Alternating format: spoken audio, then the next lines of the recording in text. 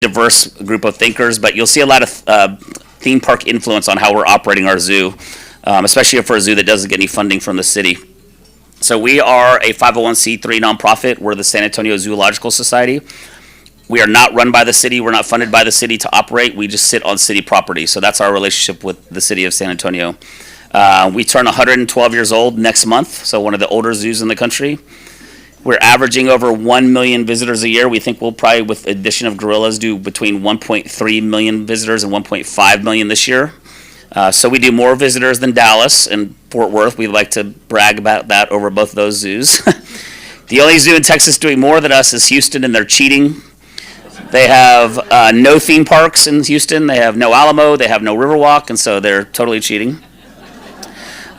We host over 100,000 elementary school kids a year. I think the number last year was 130,000.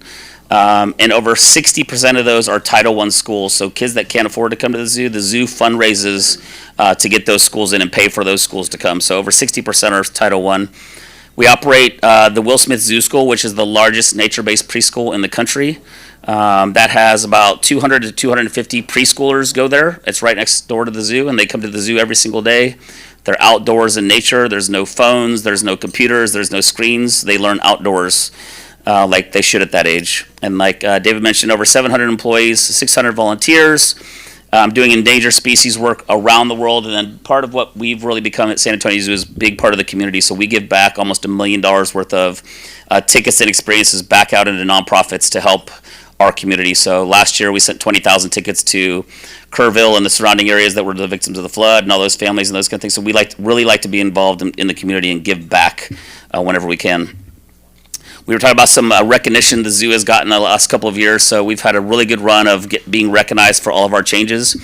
We've been named a top 10 zoo in the United States 4 times in the last 3 years. Thank you. We were number 7 on USA Today's top 10. That was the first time we'd made their top 10. We were 11th last year. We got in this year on 7.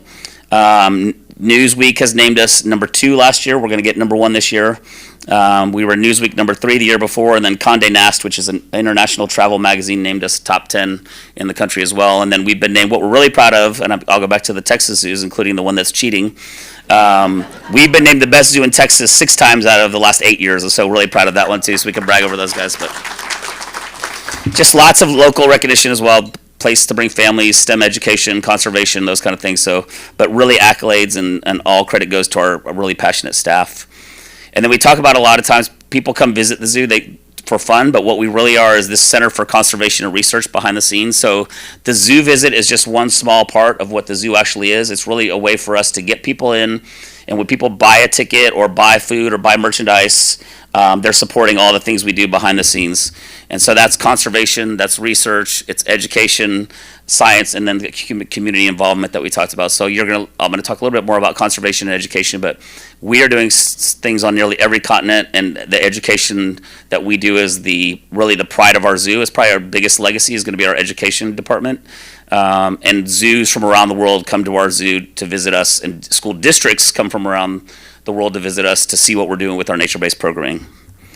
So these dots represent conservation programs that we are active in as a conservation project, financially supporting, or we're working with species to help the propagation of that species. So you can see we have an impact from just this zoo all over the world. And if you take the 250 accredited zoos across the U.S., Canada, Mexico, and some other places where we are, but it's a big conservation movement. We're one of the biggest conservation movements on the planet.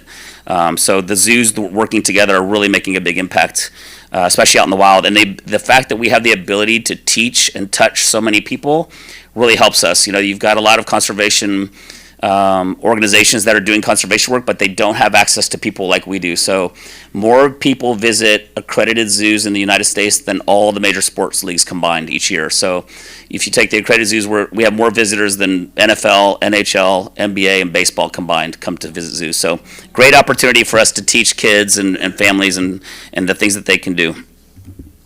Some other recent things we've done. This is our new military train that we just launched last week. So we had Major General Ayala come help us launch this. It's sponsored with a lead donation from an organization called Warrior's Heart. It's in Bandera, Texas, and they're the only private facility dedicated to treatment just for military, police, fire. And so they do that out in Bandera, Texas. A really incredible program. We've been involved with them for a long time. We have a Military City USA car on that train, so of course we're Military City. And it was really funny to hear General Ayala talk about, San Antonio trademarked Military City USA. So he's like, when you hear San Diego or so and so and so, you tell them, no, we have that trademarked. He got everyone in the crowd fired up to go fight San Diego. So, and we're all for that because we would like to fight the San Diego Zoo. So, but great new military train, and people have donated to name seats or benches or cars after loved ones that have served in the military. So we're really excited to have this military train now in the fleet of 3 trains that we operate, which have been operating the park since I think 1946. And then some of the other military things we have actually happening right now is this is Month of the Military Child. So these months we like to give back to the community. We do 2 big ones for military. This month, military children get in free to the zoo, and then their families half off the rest of the tickets. And then in November we do Zoo Salutes. So that at that point it's active duty, retired, and veterans get in free, and then their families get half off the tickets. So we really like to do that, and USA supports that one, and Warriors Heart has supported them as well. And we do these for teachers. We have a Teachers Month. We have a Nurses Month. We have a First Responders Month. And so we constantly are doing kind of free admissions to help people get into the zoo. We want everyone to be able to visit San Antonio Zoo. We also do Locals Days. So for an $8 ticket, anyone can come to the zoo. We do at least 12 of those a year, probably 20 something. But that really helps us get the community into the zoo and exposed to the things we're doing. So casting a new vision, we've been very busy I've been at the zoo a little over 11 years now. We've probably flipped about 90% of it.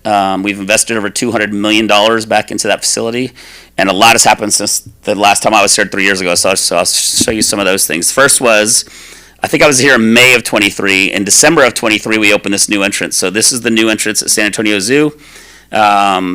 It's inspired by Fiesta by San Antonio, so it's very much feels like you're at the Market Square or a Fiesta event, and so you walk in, you hear Latin music playing. It's 2 stories, so we have a rooftop event space on it. It's much more welcoming, much more accessible. We have multiple entry ramps now instead of one. The old entrance it looked like a house it opened in 1956. So if you visited the zoo from 1956 to 2023, you went through kind of the house garage, I called it. It looked like the Brady Bunch house. And so this new entrance is much better and much improved for San Antonio. So we're really excited about this. People are actually happy now when they get to the entrance. They're dancing. I'm sure there's some people that have had children in here. When you used to arrive at our zoo, there was 2 toilets at the entrance. Not 2 bathrooms, 2 toilets at the front entrance. So you can imagine 1.2 million people coming in and out with 2 toilets. So we've done a much better job of creating a good guest experience, even for the arrival and departure of parents that have been sitting in a car. We've also built, we closed down our elephant program in 2023. We had 3 elephants. We affectionately called the Golden Girls, 3 older Asian elephants. 2 of those passed away of old age, lived probably 10, 15 years past lifespan, so had great lives. The 3rd one we moved to a sanctuary so we could close that elephant habitat. It was built in the 1940s, not how we would build an elephant habitat today. So as part of our plan was to close that elephant habitat and expand giraffes, which we did. So what you see here in these pictures is the giraffe barn, a really big giraffe barn. You can see those are people walking in the front door of that giraffe barn. And when we built it and walked into it, my COO, it's become our new famous line. I was like, I think we overdid this one, but that's what we do. We overdo things. So the other 2 pictures at the top and the bottom on my right is a lodge. So we now have a lodge that you can spend the night on the African savanna. And so it's a one bedroom. It's got a master. It's got a living room, a kitchenette, a suite, and for kids, the kids' bed actually hangs out off the side of the building with windows on 3 sides. So all night they're watching giraffes and zebra and sitatunga and all these animals, and it's done very well for us. And then we also added this truck at the bottom where you can kind of do a safari experience. So you get to sit in the back of the truck.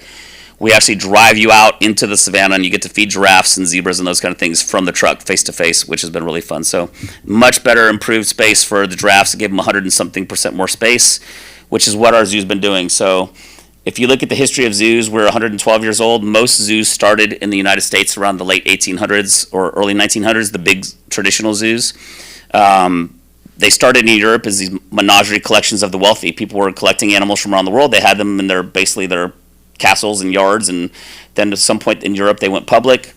The U.S. zoos copied that model. They were menageries, lots of little exhibits of one animal of each, and then now we've been really peeling those layers back. Zoos are now judged by how much conservation or work you're doing, how much education are you doing, and how natural and big and enriching are your habitats for the animals. And so no longer is it how many animals do you have and how many different species can I see. It's more of how good of a job are you doing basically saving the planet.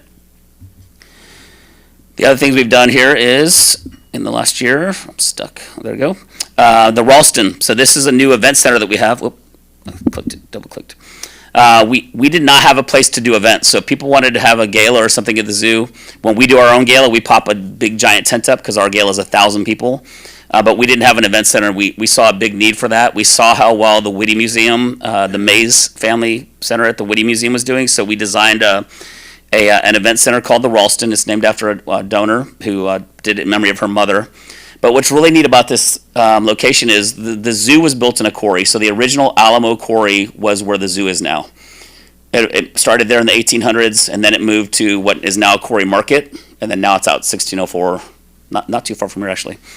So we were built in a quarry. This building sits on top of the quarry wall, overlooking the zoo, and then the straight views of the downtown skyline. So beautiful views of all of San Antonio. You can see there, and I'm going to show you a video, but there's a tower that comes up right in the outdoor plaza. That goes 70 feet down into the gorilla habitat, so gorillas can come up into the event space. So if you're having a good party and the gorillas want to see what's going on, they have the ability to come up and see what's going on at your party. And this will host like 500 to 600 people for events and galas, and it's been doing really well for us already. It's just one of the most beautiful spaces in San Antonio. And what's interesting is the donor, Ralston, a very good friend of mine, Shannon Ralston, her passion is she has two passions, conservation and education. So she had given a gift to the Alamo. If anyone's been to the Alamo, where they have the museum inside the grounds, it's called the Ralston Family Collection Center. So she donated that building. It's now housing the Phil Collins, the big collection of Alamo paraphernalia.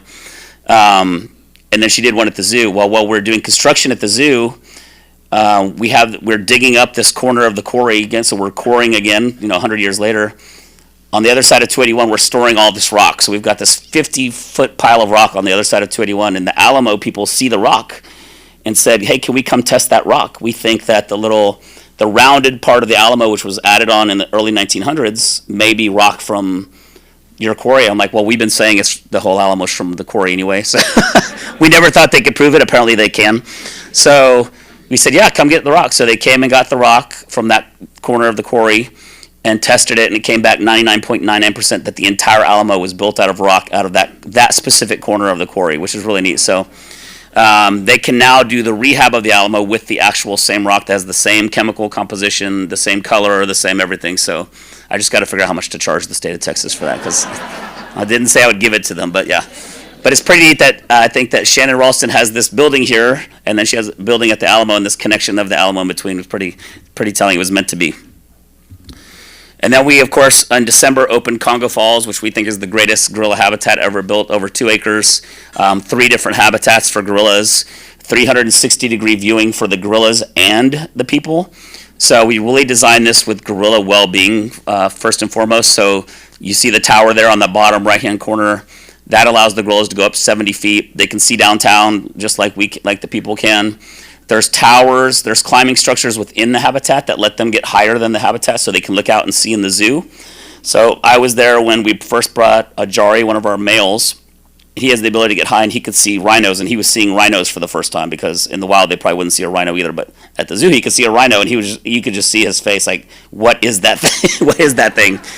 I've never seen anything like that before. So really great habitat that's enriching for the animals. It's got overhead walkway trails for gorillas. It's got overhead walkway trails for people. So sometimes you're viewing gorillas open air like this. Sometimes you're behind a window. Sometimes they're over you on walkways. Sometimes you're over them on walkways. We have some buildings where there's big windows in the ceiling, and it's a living roof on top of the building, so the gorilla can get up on top. So lots of great views for the gorillas and the people, because they like to watch people as much as we enjoy watching them. Oh, here's the Brady Bunch house. So there's the old entrance at the top. Looked like you're walking through those garage doors, someone's garage in the middle, and then on the right is the rendering that we pitched with donors in the city to help us with. And then at the bottom is an actual picture of how that entrance turned out. So really beautiful, fun entrance now. And the city helped us with this on the bond in 20, 17. So they have helped, 2022. They have helped us with bond. They just don't give us financial help to operate. Then this is the Ralston Event Center. You can see that there. That's the view off of Hildebrand. So if you drive by the back of the zoo, this sits off Hildebrand. We also didn't want it to be that you had to walk through the entire zoo to get to an event center. So this you enter off a separate entrance on the back of the zoo. Here's an aerial view of that tower, the Mays Family Silverback Peak. And you can see a little meeting set up there on that patio. All those doors out open completely up, so it's really open air and airy feeling. And then this is the entrance into Congo Falls, which is really fun. And we opened this on December 13th. We had a record December, a record January, a record February. We've got a little bit of rain in March, so we had our second best March ever, and it keeps raining in April, so we'll have a great April, but not a record. But this has done really well for us. We had not had gorillas at San Antonio Zoo for 35 years. So we had a gorilla named Mopey. If anyone's from San Antonio, somebody remembers Mopey, I can tell. Yes. Every big city zoo kind of had a gorilla, and ours was Mopey. We ended up moving him in the 90s to Smithsonian to retire because we did not have the space to do gorillas properly anymore. That's about the time zoos realized gorillas have families. They need to be in family social structures or bachelor groups. We couldn't do it, so we shut our gorilla program down, and it took us 35 years to get back to having gorillas. So this is some fun videos of the gorillas. We've been we play a lot of videos with them on social. Mexican soap operas are called novellas, so we're calling them gorilla novellas, and they've been really funny because they're just like people. Like Ajari will try to touch the girl, and she pulls away and looks at him like, "Why are you touching me?" And people are like, "They're very much like us." So these are, I think, some fun videos that just show their playfulness and what they've been doing at the zoo. She's stealing his hay here. Just watching her take the blanket.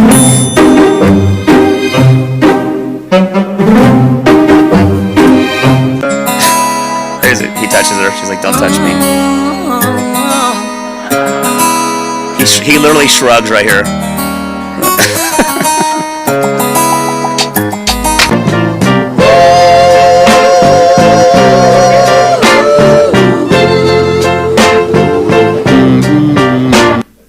So we're having a lot of fun with the gorillas. Ajari's got his work cut out for him with 3 girlfriends living with him. So this is a map of San Antonio Zoo, and this shows the areas in purple are areas that we've renovated in the last 11 years. So you can see almost probably 90+% of the zoo has been renovated. The areas we have not renovated yet, those are coming in future plans, so we don't want to spend money twice to do something. So what's also on this map is you'll see on the right where it says San Antonio Zoo, future zoo expansion. Highway 281 split the zoo grounds in the 70s, so we still have property on the other side of 281 that we have never built on, and that's where we'll start growing the zoo next. So that's kind of our next phase, is get us to the other side of 281 and then build out that side. So eventually San Antonio Zoo will sit on both sides of 281, and we're connected underneath, so we'll have a way to get back and forth, but we'll sit on both sides of the highway. This is a map of that. So that's across the top of the screen is Hildebrand. Coming down, if you're going into downtown to the airport, you literally drive through the zoo to get to the airport. So we're on both sides of that highway, and we'll expand over there to that side I mentioned before. Currently on that side of the highway is the Almost Tower, which is private condos. Our preschool, Will Smith Zoo School, that's the area circled in yellow, and then our zoo parking garage that we added in 2019. We really needed parking. One of the problems with the zoo is that we ran out of parking every weekend at 10 o'clock in the morning, so we built a 600-car garage with help from the city on the bond on that. And so this is the area we'll start working on next. This is getting us from the zoo entrance underneath 281. So that big white space coming down the middle of that map is 281.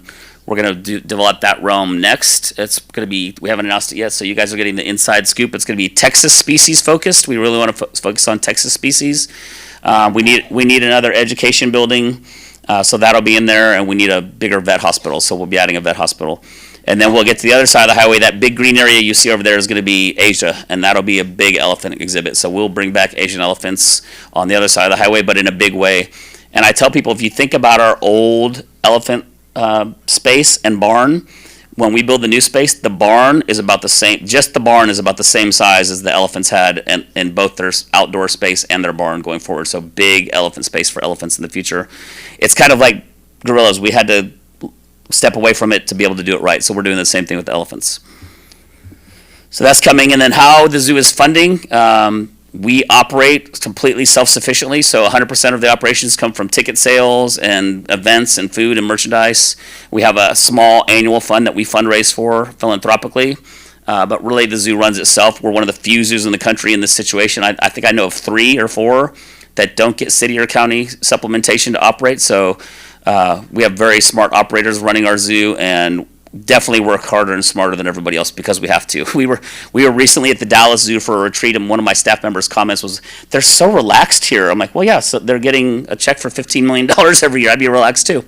But San Antonio Zoo, City of San Antonio has been really helpful with capital with us. They've given us almost $40 million in capital in the last 10 years.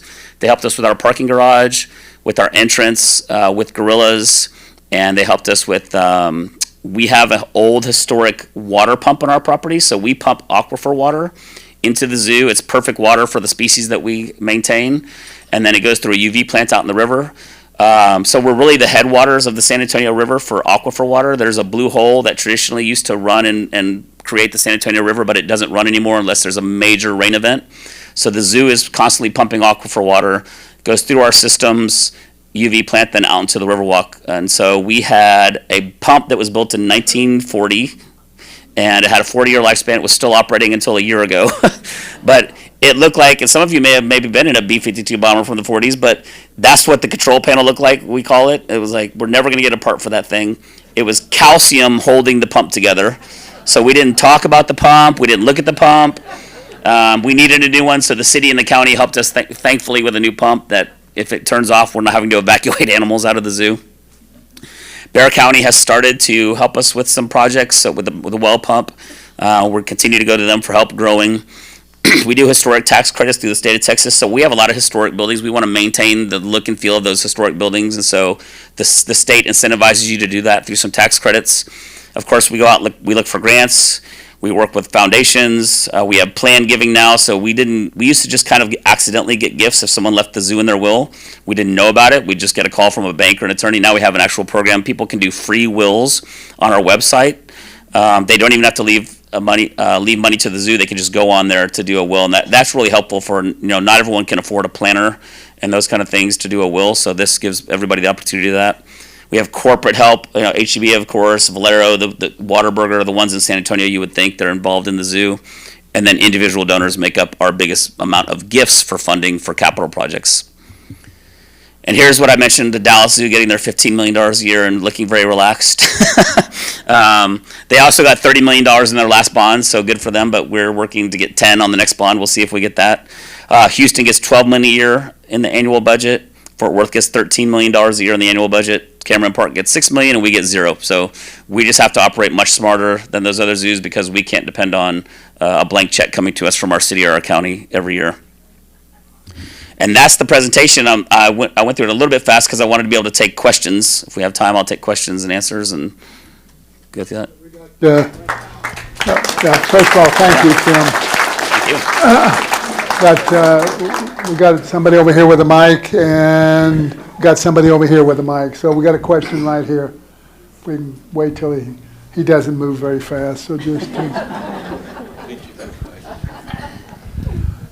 You have a remarkable story of survival during Snowmageddon and COVID. Yes.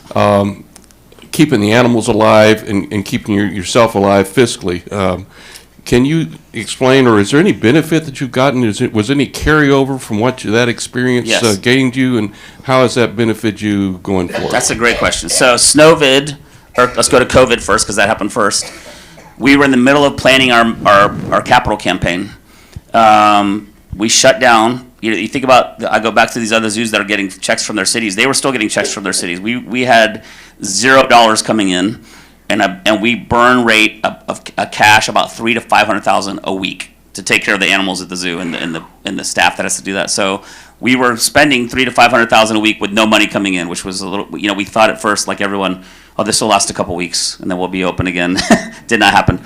So we had a lot of things going on at one time. We were campaigning to open Neotropica. We had a capital campaign already open. We were about to launch our biggest campaign ever, which is Generation Zoo, which is the first phase was the entrance, the savannah, the gorillas, all that.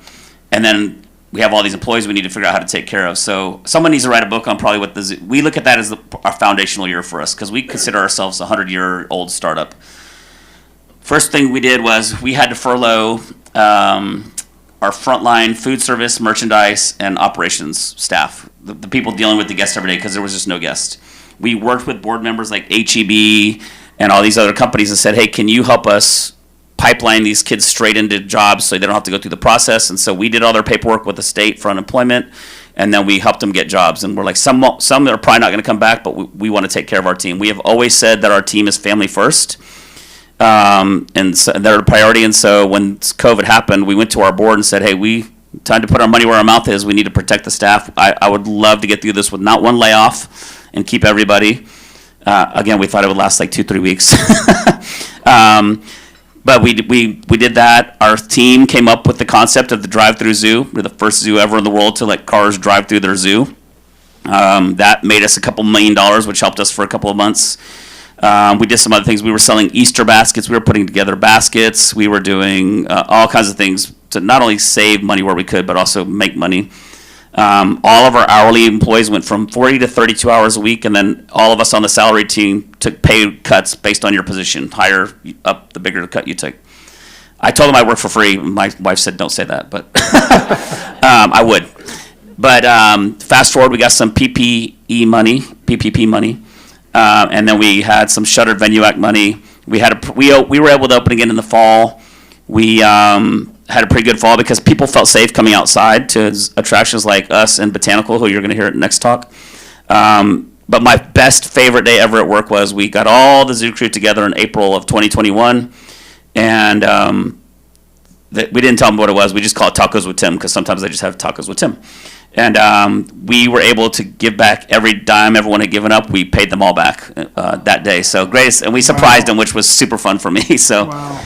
But also during COVID, so that helped the zoo survive. Our staff saw other zoos like Dallas and Fort Worth laying off like 50, 100 people, and they didn't have to. They were just kind of thinning, and we weren't. We kept everybody. So it's created a lot of loyalty. The staff truly believes that what we say now, we are family first. We're going to take care of them always.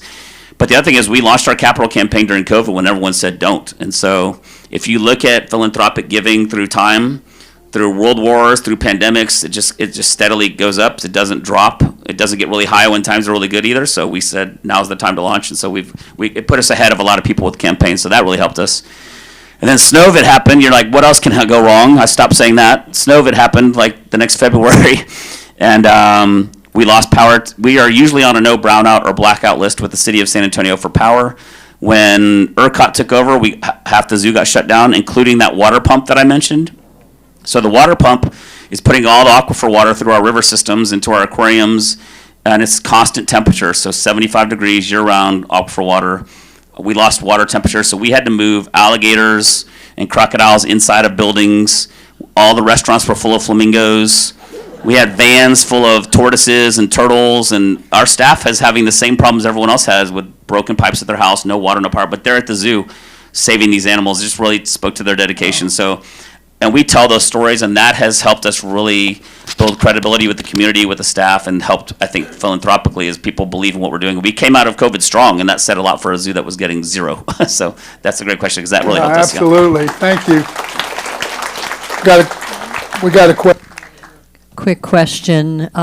We love the zoo. We saw more animals at your zoo than we had anywhere. Good. And so thank you for what you do. Mobility is becoming an issue for many of us, not that we're in wheelchairs, but that we just can't walk long distances. Is there a route, a plan? Is there anyone at the zoo that could help us to plan a short but successful visit? Yeah, we do those visits all the time. We have people come out that need assistance and those kind of things. A big part of what we've been doing with all of our renovations has been creating better accessibility and less. Where Gorillas is now, we had what I call the hill of death. Like there was hills like this. We're built in a quarry, and it was built before ADA was a thing, and those kind of issues were considered. So we've been making all those improvements so the zoo's much more walkable. And then we offer tours on carts and those kind of things. And so there's ways to move people around. We'll probably have some kind of tram or people mover system that'll take you to each side of 281 once we get on the other side of 281. So that's a big part of what we're doing because we want everyone to be able to access the zoo. When we did the drive-through zoo, one of the unexpected things that we learned was we heard from a lot of families saying, I got to go to the zoo with my grandma. She had not been to the zoo in 30 years because she couldn't do the zoo anymore. But she's able to do it in the car. In the air conditioning of the car. I mean, it could be temperature sensitive for people with disabilities. It could be walking. It could be, but the drive-through zoo made the zoo really accessible also. So that concept is always in our mind of how do we make it more accessible. So yes, we're constantly working on that. And we could do group tours and all kinds of stuff to make it easier to people get around, getting in and out of gates and those kind of things. Thank you. Other questions over here? Got a question over here. This is more of a statement. First of all, I never, ever knew a zoo had as much as this zoo has. It's terrific. I have a granddaughter, fairly recently graduated from Texas Lutheran, lover of animals. She is one of your mascots there at the zoo. Oh. And she What's her loves name? Jasmine Perry. She just won an Employee of the Month award. Oh, well, congratulations. She didn't tell me that. Yeah. Thank you for telling Yeah. me. Wow. Her That mean- grandpa's no longer with us. Is that right? Is that That's Jasmine? right. Yeah. He's And they no used to longer- watch WWE wrestling together all the time. Yes. And so we had our employee. I love spending time with the team. It's my favorite part of the job. And so I do a tacos with Tim every quarter where I get one person from each department and we have conversations and they tell me what's going on, what we need to fix. We also do an employee of the month luncheon every quarter. And so we have employee of the months for each month. And then whoever wins the quarter, we get them big, giant wrestling championship belts. Let's say Team of the Month. Oh, my goodness. And she won the belt. So Oh, before we even my gave her the belt, goodness. she didn't know she was winning it yet. But we went around the table, and I always have an icebreaker question like, "What's your favorite movie? What's your favorite band?" My question that day was, "What's your favorite TV series growing up?" And her answer was WWE. I used to watch it with my grandpa all the time. Right. And then she won the championship belt, and she was literally shaking that she won that belt. And she wrote us an incredible letter. She's given me permission to share it. I was like, I have it. I got to share it on social at some point. But yes, she just won the belt. She was very excited to win the belt. And the Wow, fact that she that had is mentioned so the TV show right before fantastic. that was pretty neat. That's pretty cool. Well, she just recently got married, and I don't know why she didn't get married right there at the zoo. Yeah. We do have a lot of weddings. Great. We have a lot of weddings at the zoo, especially now at the Ralston. There's a lot of receptions and weddings happening there. Well, she loves what she's doing. Good, good, yeah. Thank you. Good, good. All right, great. Question. Come on. I've got a question over here. Okay, he's coming over here. Stand by. Or sit by. I was very interested when you said that you have the lodge that you have set up. How many units are in the lodge, and what would it cost for a night to stay in the Sure. lodge? Right now, it's just one. My board chair keeps telling me to add more because it ranges in price from $600 a night to $1,800 a night. And so what it includes is you get what people's favorite part is. You get to stay in the zoo after we're closed for 2 hours by yourself. You and your family have the zoo to yourself for 2 hours, and then you get to come out an hour early in the morning. It comes with all the zoo experiences also. So like the day after your night visit, you get to do butterfly and lorry landing and giraffe feeding and all that stuff too. So it comes with a ton of benefits also, but the price varies based on time of year and date and weekends and like that. And things how like many that. people does it It's accommodate? 4, maybe 5 if you had 3 little kids, but it's really for one family. But I think we'll probably build more of those when we put elephants in, so you can look at elephants. That's cool. Got another question over here. We saw the slide up there that you showed about the various cities that receive funding, all the way from Right. Houston down to Waco. Why don't we have funding for the San Antonio Zoo? Great question. The zoo and the Whitty privatized way before our peers in the United States. So coming out of the Great Depression, we had a very strong, the zoo and the Whitty had a very strong support group in the Alamo Heights families, as you can imagine, and the families that live around the zoo.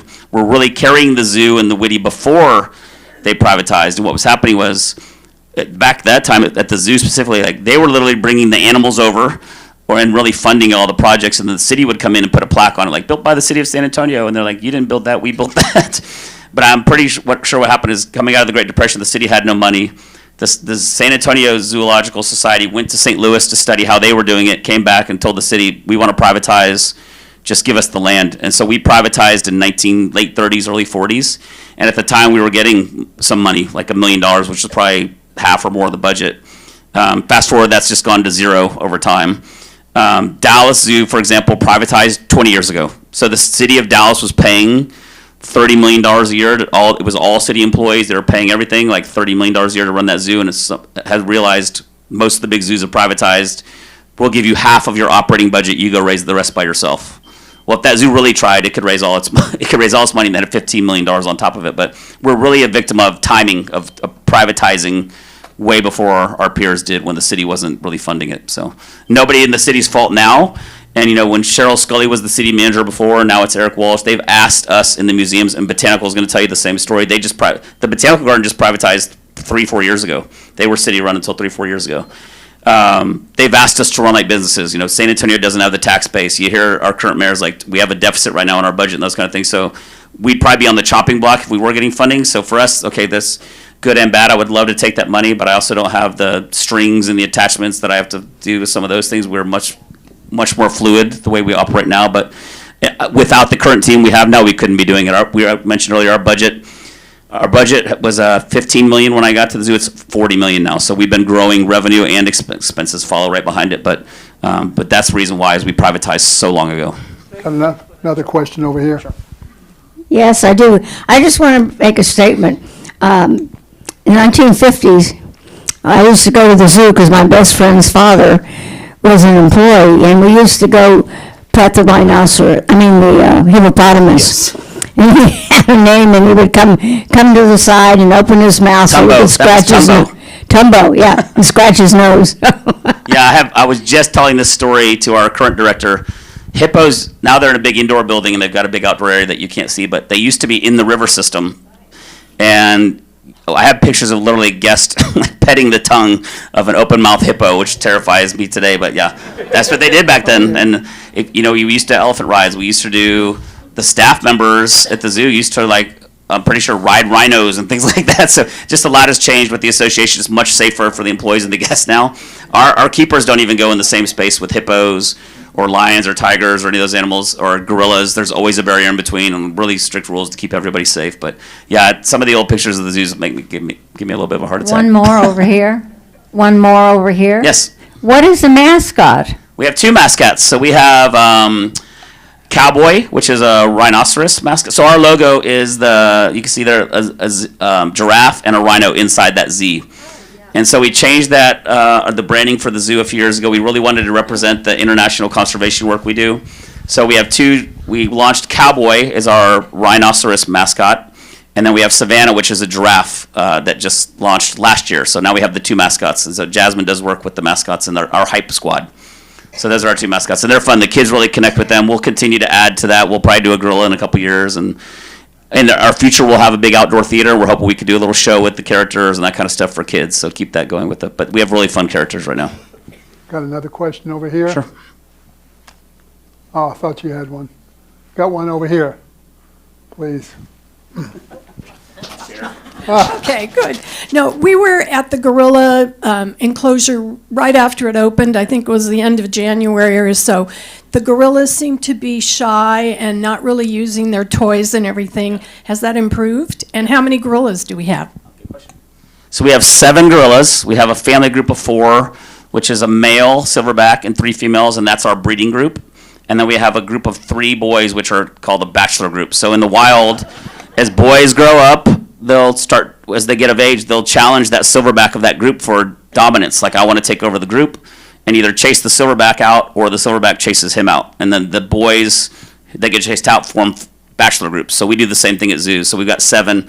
Yeah, they're still exploring their spaces. Today, this morning, there's never a dull day at the zoo.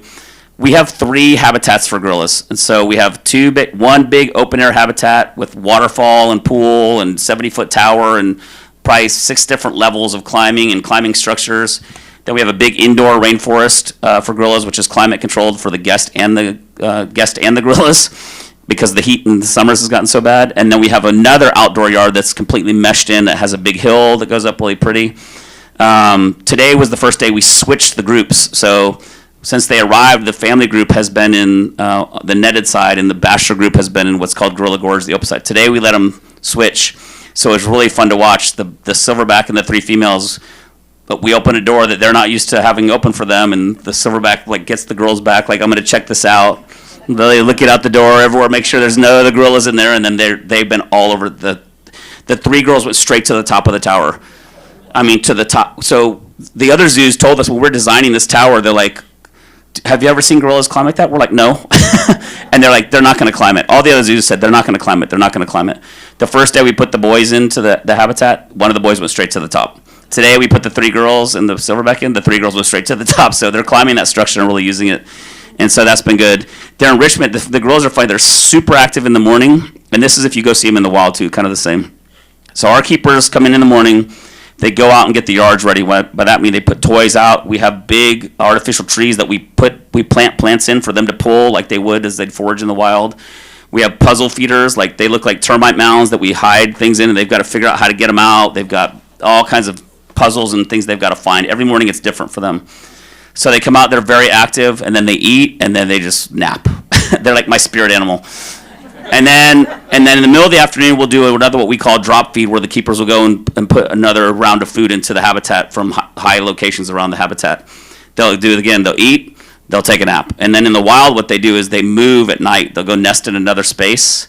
So these guys are like, if it was getting dark at 6, at 5 o'clock, they're done. They start getting all the hay together to make their blankets, and they're ready to go to bed as soon as the sun goes down. So a lot of people are like, where's the gorillas? Because the zoo would be open until 6, and at 5 o'clock they're asleep. But you can see them on the indoor habitat. But yeah, they're much more getting used to their space now and having fun together. But it's been really fun to watch. We've learned the girls really love blankets. Like one of them puts a blanket on her like E.T. Like you just see it walking like a moving blanket. That's all you can see is the feet and the blanket. So they're having fun. And even the people at the zoos they came from said they look really happy at your zoo. They look like they're doing really well. So we're excited about what they're doing. And hopefully we're seeing breeding behavior. So hopefully we see some babies in the next couple of years or next year. It's a 9-month gestation. So we're hoping maybe next year we'll have a baby. Good. Any other questions? You got anybody over here? Well, Tim? Yep. Thank you. Thank you. Oh, thank Thank you. you. Yeah. Thank you. Thank you. I'd like to give you one of our challenge clients Awesome. I here, appreciate it. Thank you so much. It's beautiful. and, we really appreciate We'll you come back coming. in and talk about more stuff coming up. Well, we will, and We need to plan a zoo day for this group. we need to. I'll be buying a annual pass Perfect. today. I'll leave these here with you and then. Yeah, here's some information about the zoo Yeah. and his card and everything. So if you want to get it, it'll be up here. But thank you. No, thank you. again. Thank you. Yep. Okay, thank you so much, guys. Have a great day, and we will see you the second Tuesday of next month.